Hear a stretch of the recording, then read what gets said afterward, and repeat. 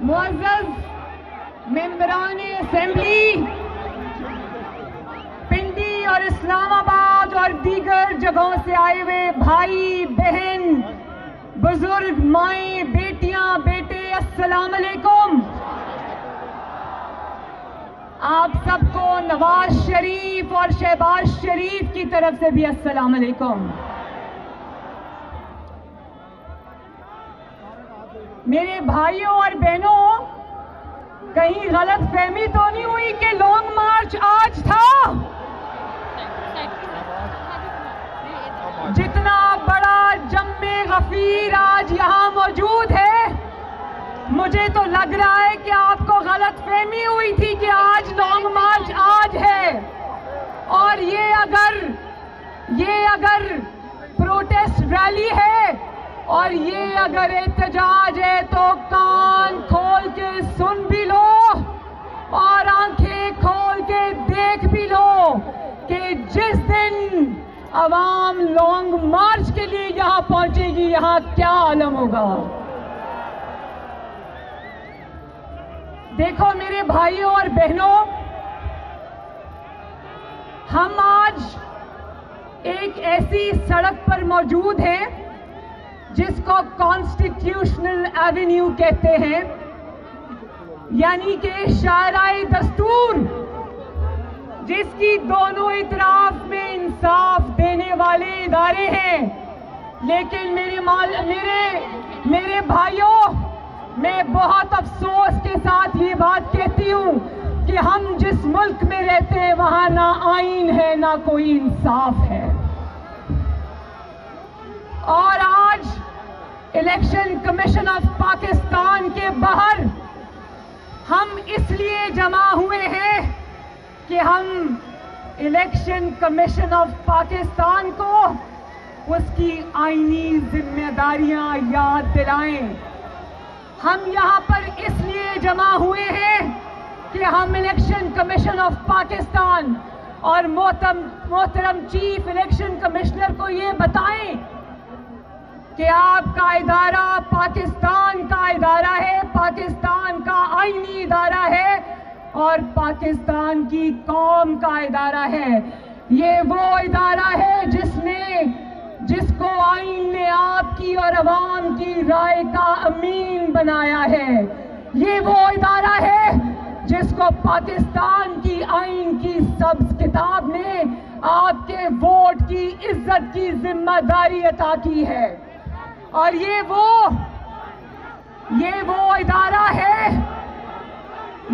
ادارہ ہے جس کو عوام کے ووٹ کی عزت کروانی تھی۔ بتاؤ، عوام کے ووٹ کی عزت کروائی اس ادارے نے؟ میں آج آپ کو پاکستان کی تاریخ کے سب سے بڑے فراڈ کی کہانی سناتی ہوں۔ جانتے ہو اس فراڈ کا نام کیا ہے؟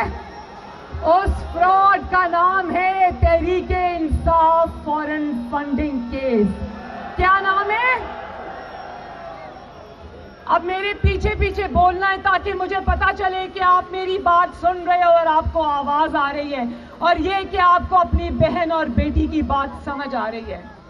کیا آپ جانتے ہیں کہ نومبر 2014 یعنی 2014 میں تقریباً 7 سال پہلے، 6.5 سال پہلے یہ کیس دائر ہوا تھا۔ کتنے سال پہلے؟ اب تک نواز شریف کا کیس تو دنوں میں چلتا ہے اور دنوں میں ختم ہوتا ہے، اور دن میں 2 سماعتیں بھی ہوتی ہیں، لیکن 7 سال میں اس ادارے نے ابھی تک صرف 70 سماعتیں کی۔ کتنی سماعتیں؟ اور جانتے ہو یہ جو جعلی خان ہے، پاکستان پر جو عذاب مسلط کیا ہوا ہے، اس کا نام کیا ہے؟ جانتے ہو کہ عمران خان نے اس مقدمے کو ملتوی کرانے کی کتنی بار کوشش کی؟ 30 بار۔ کتنی بار؟ کون کہتا تھا کہ اگر چوری نہیں کی تو تلاشی دے دو؟ کون کہتا تھا؟ تو آج PDM اور عوام آپ سے پوچھتی ہے کہ اگر چوری نہیں کی تو 30 بار مقدمے کو رکوانے کی کوشش کیوں کی؟ اور جانتے ہو اس تابع دار خان نے 6 مرتبہ ہائی کورٹ میں درخواستیں دی کہ الیکشن کمیشن آف پاکستان اس مقدمے کی سماعت نہیں کر سکتا. 6 درخواستیں دی. کتنی درخواستیں دی؟ اور جانتے ہو کہ ایک کمیٹی بنائی ECP نے, الیکشن کمیشن آف پاکستان نے ایک کمیٹی بنائی جس کو کہتے ہیں اسکروٹنی کمیٹی, جس کو کہتے ہیں تحقیقاتی کمیٹی, جس کا کام تھا تحقیقات کر کے اس کی تفصیلات عوام کے سامنے رکھنا. لیکن جب تحقیقات شروع ہوئی تو ایسی جرائم کی ایسی لمبی داستان سامنے آئی کہ کیونکہ اوپر سے حکم تھا تو تحقیقاتی کمیٹی کو, اسکروٹنی کمیٹی کو کہا گیا کہ ان کے اوپر ہاتھ ہولہ رکھو, اور وہ اسکروٹنی کمیٹی پھر عمران خان کی اور ECP کی تابع دار بن گئی. جانتے ہو کتنے سال ہو گئے؟ 3 سال ہو گئے. اسکروٹنی کمیٹی ابھی تک اس کی تحقیقات ہی کرتی جا رہی. کتنے سال ہو گئے؟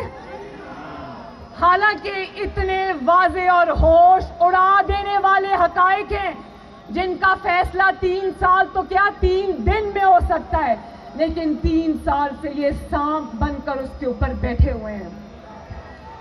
اور جانتے ہو کہ 80 سماعتوں کے دوران عمران خان نے کم از کم 24 مرتبہ کارروائی رکوانے کی کوشش کی. کتنی مرتبہ؟ اور 4 درخواستیں دیں کہ کارروائی کو خفیہ رکھا جائے. کتنی درخواستیں دیں؟ اور اگر اتنا ہی آپ کا دامن صاف تھا تو کیوں درخواستیں دی کہ کارروائی کو خفیہ رکھا جائے؟ اس کا مطلب ہے چوری تو ہوئی ہے, اور نہ صرف چوری ہوئی ہے بلکہ بہت بڑی چوری ہوئی ہے.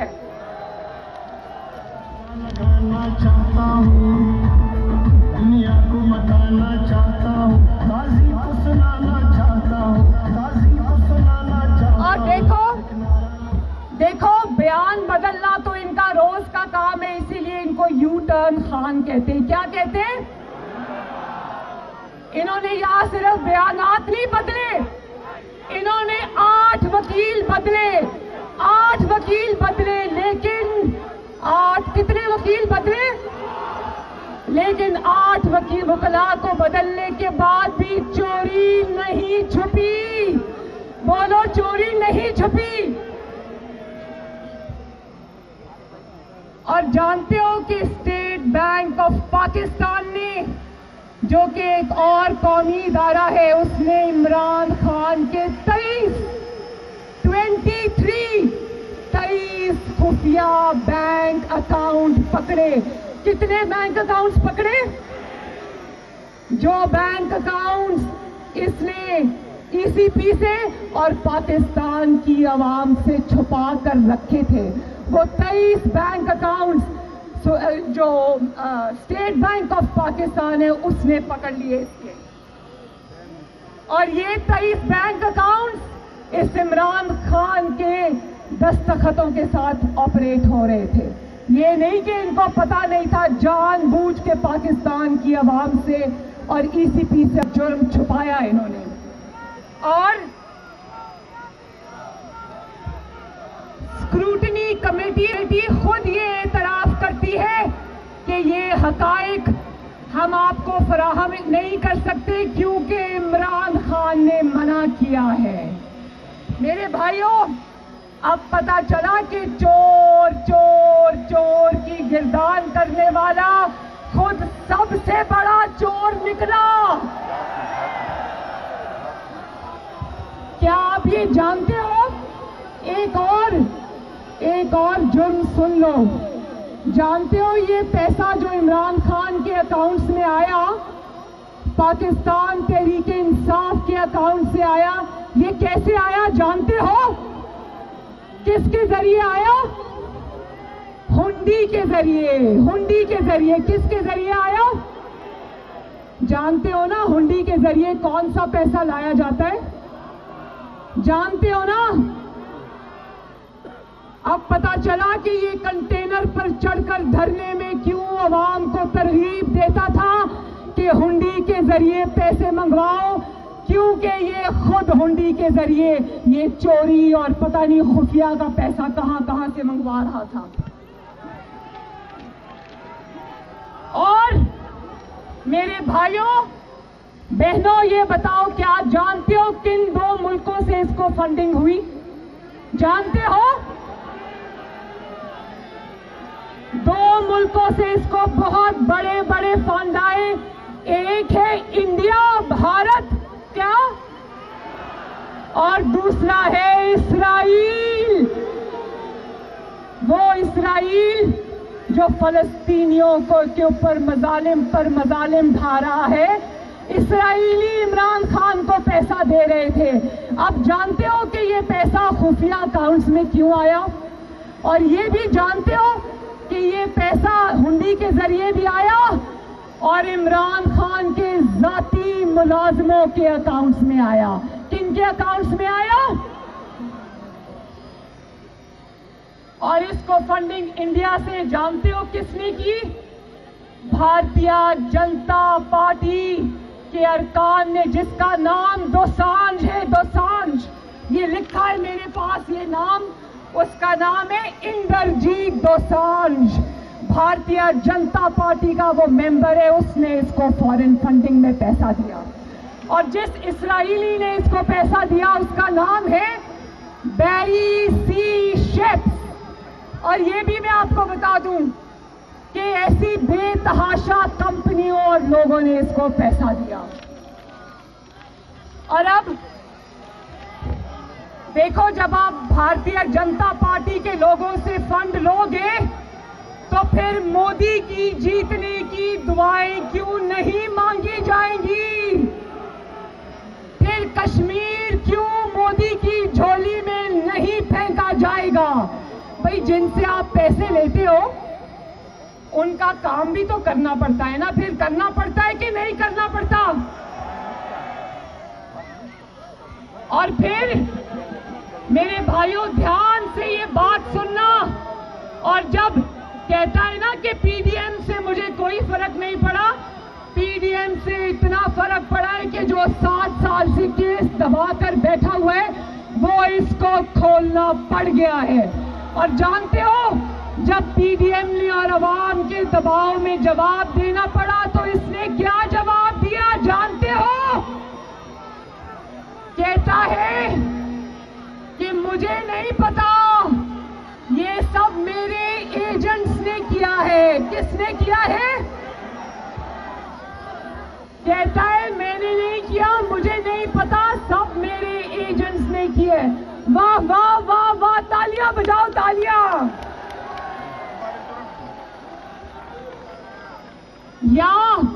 या तो वो खुद बहुत बड़ा बेवकूफ है, या वो मेरे भाइयों पीडीएम को और पाकिस्तान की आवाम को बेवकूफ समझता है। तो बड़ी अच्छी बात है कि जब पैसे धड़ाधड़ आ रहे थे और उन पैसों को तुम एक मुंतखब हुकूमत और एक मुंतखब अवामी वजीर आजम जिसका नाम है मोहम्मद नवाज शरीफ, जब तुम पानी की तरह पैसा बहा रहे थे और धरनों पर खर्च कर रहे थे, उस वक्त तुम्हें नहीं पता था कि ये पैसा एजेंसी के पास से आया है या कहां आया है? पैसा आते वक्त नहीं पता था कि एजेंट्स के थ्रू आया है। जब जवाब देना पड़ा तो एजेंट्स याद आ गए। और 7 साल बाद याद आया, जब अवाम ने जवाब मांगा, जब दबाव पड़ा तो 7 साल बाद याद आया कि पैसे तो मेरे एजेंट्स को पता है, मुझे पता नहीं है। बोलो जरा, एक दफा बोलो, वाह वाह वाह, वेरी गुड। दस्तखत करने का पता था भाइयों, सुनना, दस्तखत करने का पता था, पैसा वसूल करने का पता था, पानी की तरह पैसा साजिशों में इस्तेमाल करने का पता था, मुंतखब हुकूमत को गिराने में पैसा इस्तेमाल करने का पता था, मगर ये पता नहीं था कि करोड़ों और अरबों और खरबों जो आ रहा है वो कहां से आ रहा है। बिल्कुल उसी तरह मेरे भाइयों, बिल्कुल उसी तरह जिस तरह ये कहता है कि मुझे हुकूमत में आने की मेरी तैयारी नहीं थी। भाई, हुकूमत में आने की तुम्हारी तैयारी नहीं थी, तुम्हें काम करना नहीं आता था, लेकिन अवाम की जेबों पर डाका डालने की तुम्हारी पूरी तैयारी थी। अवाम की खिदमत करने की तैयारी नहीं थी, लेकिन अवाम को लूटने की तुम्हारी पूरी तैयारी थी। महंगाई को आसमान पर पहुंचाने की तुम्हारी पूरी तैयारी थी। आटा, चीनी, गंदम और दवाइयों पर डाके डालने की तुम्हारी पूरी तैयारी थी।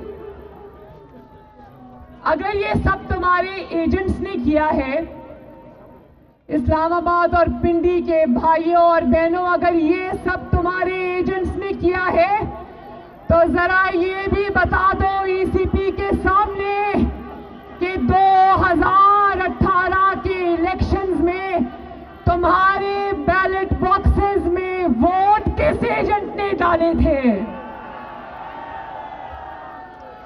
जरा ये भी पाकिस्तान की आवाम को बता दो कि अगर पैसा देने वाले एजेंट्स थे तो तुम्हें इक़्तिदार में लाने वाले एजेंट्स कौन थे।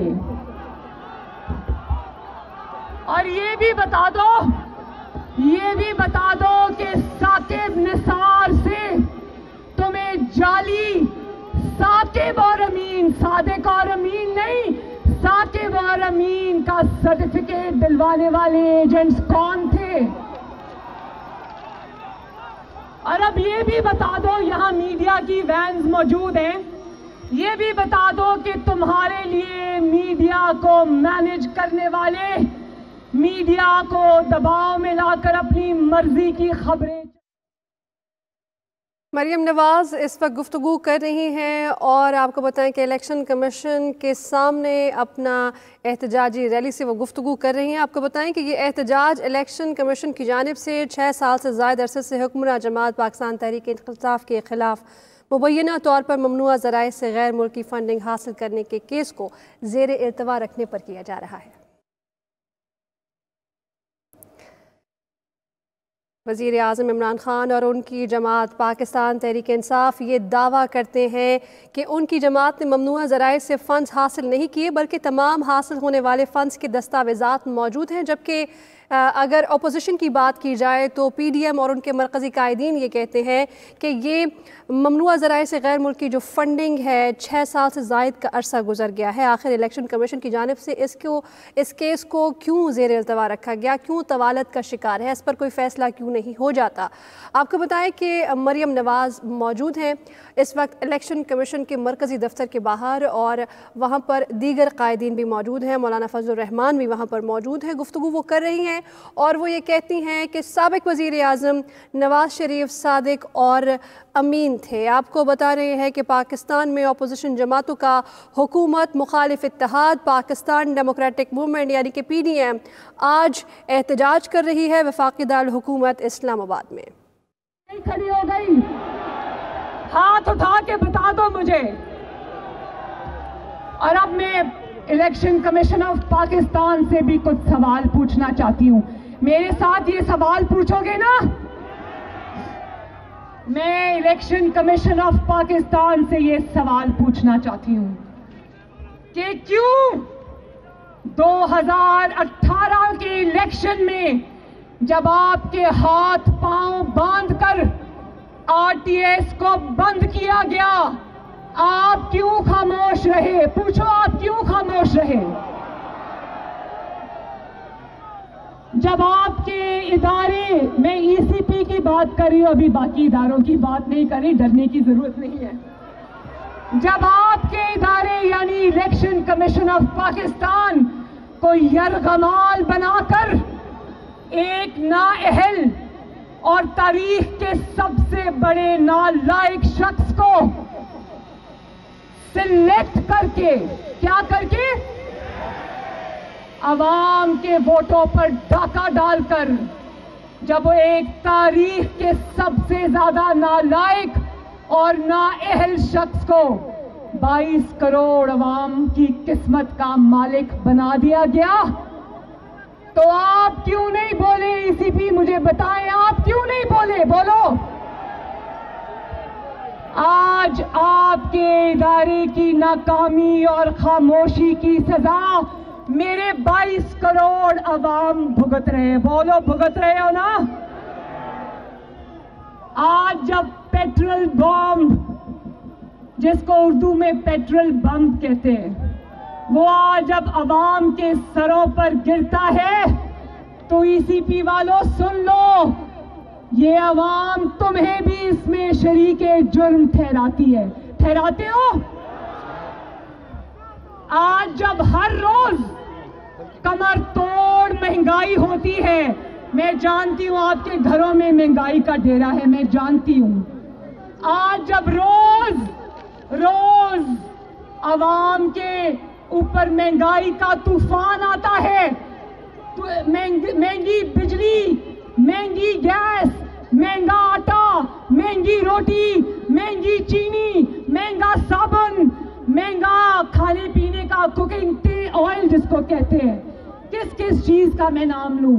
آج جب ان چیزوں کی قیمتیں روز عوام کی پہنچ سے باہر ہو جاتی ہیں، تو عوام آپ کو بھی اسی پی اس جرم میں شریک جرم ٹھہراتے ہو. بولو، میں ٹھیک کہہ رہی ہوں؟ آج جب ادویات کی، دوائیوں کی قیمتیں بڑھی ہیں نا، آج جب ادویات کی قیمتیں غریب مریضوں کی پہنچ سے باہر ہو جاتی ہیں، تو ای سی پی کو لوگ شریک جرم ٹھہراتے ہیں. آج جب میرے ینگ بچے، نوجوان لڑکیاں، نوجوان لڑکے آج جب بے روزگار ہوتے ہیں، تو یاد رکھو ای سی پی عوام تمہیں بھی شریک جرم ٹھہراتی ہے. آج جب کیا اساتذہ، کیا حکومت کے ملازم، کیا بیوروکریسی، کیا لیڈی ہیلتھ ورکرز، کیا پاکستان اسٹیل مل کے ملازمین، آج ہر کوئی سڑکوں پر احتجاج کر رہا ہے، تو یاد رکھو ای سی پی عوام تمہیں بھی شریک جرم ٹھہراتی ہے. آج جب گردشی قرضہ 3000 ارب کی بلند سطح پر چلا جاتا ہے، لیکن عوام کو تب بھی بجلی نہیں مل رہی، تو یاد رکھو ای سی پی لوگ آپ کو بھی شریک جرم ٹھہراتے ہیں. اور آج جب اچانک پورے ملک کے اندر، پورے پاکستان کے اندر، چاروں صوبوں کے اندر بجلی بند ہو جاتی ہے، اچانک پورا ملک اندھیروں میں ڈوب جاتا ہے، تو یاد رکھنا ای سی پی اس نااہلی اور نالائکی میں لوگ آپ کو بھی شریک جرم ٹھہراتے ہیں. اور آج جب براڈ شیٹ اسکینڈل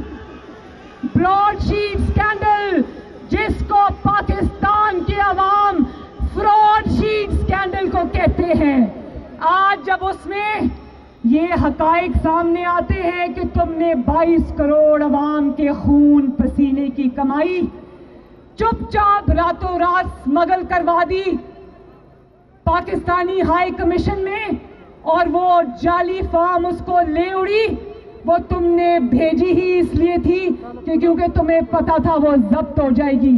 اور وہاں تک نہیں بات، دیکھو یہ ایسے لوگ ہیں، عمران خان اور اس کی حکومت، یہ اس میں سے بھی کمیشن مانگ رہے تھے، اور آج جب تاریخ کا سب سے بڑا اسکینڈل براڈ شیٹ، جس کا نام فراڈ شیٹ ہے، وہ سامنے آتا ہے اور عوام کے خون پسینے کی کمائی ان کی کمیشنز میں جاتی ہے، تو یاد رکھو ای سی پی लोग तुम्हें भी शरीके जुर्म ठहराते हैं। और आज मलेशिया में, मेरे भाइयों बात सुनो, आज मलेशिया के अंदर जब लीज पे ना होने की वजह से 170 पाकिस्तानी मुसाफिरों को जहाज से उतार लिया जाता है, तो उस शर्मिंदगी और उस नालायकी और नाअहली में भी लोग ECP को शरीके जुर्म ठहराते हैं। और आज जब हजारा बरादरी के साथ जुल्म होता है, उनके गले कटते हैं। मैं गई थी वहां पर उनको गले लगाने के लिए, मेरे रोंगटे खड़े हो गए थे उनकी दर्द की दास्तान सुनते हुए। और आज जब वो इस जाली वजीर आजम को कहते हैं कि हमारे पास आओ, हमारी लाशें पड़ी हैं, तो ये कहता है कि ये मुझे ब्लैकमेल कर रहे हैं। और जब आज पाकिस्तानियों के साथ और हजारा बरादरी के साथ ये तौहीन-आमेज़ सलूक होता है कि ये क्वेटा जाता भी है तो वहां पर एक यूनिवर्सिटी में बैठकर जो मुतासिरीन हैं, जिनके भाई बेटे और खावन शहीद हो गए, उनको कहता है मेरे पास चल कर आओ, मैंने तुमसे ताज़ियत करनी है। तो आज इस किस्म की जो तज़हीक पाकिस्तान के अवाम की आज हो रही है, ECP सुन लो कि पाकिस्तान की अवाम तुम्हें भी इस जुर्म में शरीक समझती है। और ECP जवाब दो, ECP जवाब दो, बोलो ECP जवाब दो कि पाकिस्तान के साथ ये तारीख का सबसे बड़ा जुल्म जो सिलेक्टेड और सिलेक्टर्स ने किया था, आप बताओ कि आप इतने बड़े जुर्म में हिस्सेदार क्यों बने? क्या बिगाड़ा था इन मासूम पाकिस्तानियों ने आपका? क्या बिगाड़ा था इन मासूम पाकिस्तानियों ने आपका? और याद रखना, इदारों पर वो शख्स हमला करता है जो इदारों को यरगमाल बनाकर जबरदस्ती उनसे नाइंसाफी पर मबनी फैसले लेता है। क्योंकि ये जो एजेंट्स होते हैं ना, जो पीछे से काम करते हैं, ये सामने नहीं आते, सामने होते हैं ECP जैसे इदारे, और अवाम की उंगलियां फिर इन इदारों की तरफ उठती हैं। वो लोग पीछे छुपे होते हैं, उनको पता होता है कि हमारा चेहरा कोई नहीं जानता, लेकिन जवाब तो ECP को देना पड़ेगा। और इसका जवाब एक ही है। आखिर में बस एक बात, क्योंकि एक मिनट, आखिर में एक ही बात,